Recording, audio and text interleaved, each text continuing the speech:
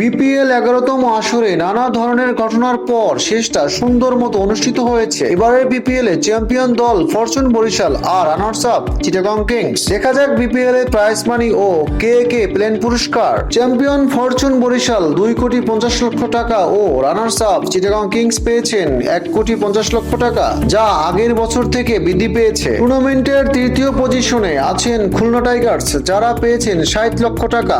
আসলে রংপুর রাইডার্স চতুর্থ পজিশনে থেকে পেয়েছেন 40 লক্ষ টাকা। টুর্নামেন্ট জুড়ে ভালো খেলার পুরস্কার পেলেন মেহেদী হাসান মিরাজ। 355 রানের পাশাপাশি নিয়েছেন 13টি মূল্যবান উইকেট, ফলে প্লেয়ার অব দ্য টুর্নামেন্ট হয়ে পেয়েছেন 10 লক্ষ টাকা। টুর্নামেন্টের highest run getter Naim Sheikh, যিনি সর্বোচ্চ 511 রান করে পেয়েছেন 5 লক্ষ টাকা। বিপিএল এর এবারের আসরে সর্বোচ্চ 25 উইকেট নিয়ে তাসকিন পেয়েছেন 5 লক্ষ টাকা। প্লেয়ার অব দ্য ফাইনাল হয়ে তামিম ইকবাল পেয়েছেন 5 লক্ষ টাকা। সেরা উদীয়মান খেলোয়াড় হিসাবে তানজিদ তামিম পেয়েছেন 3 লক্ষ টাকা। টুর্নামেন্টের বেস্ট ফিল্ডারের পুরস্কার জিতেছেন মুশফিকুর রহিম, তিনিও পেয়েছেন 3 লক্ষ টাকা। প্রায় 1.5 মাসের আয়োজন শেষ হয় 7ই ফেব্রুয়ারি 2025। এবারে বিপিএল এ দর্শকের উপস্থিতি ছিল চোখে পড়ার মতো।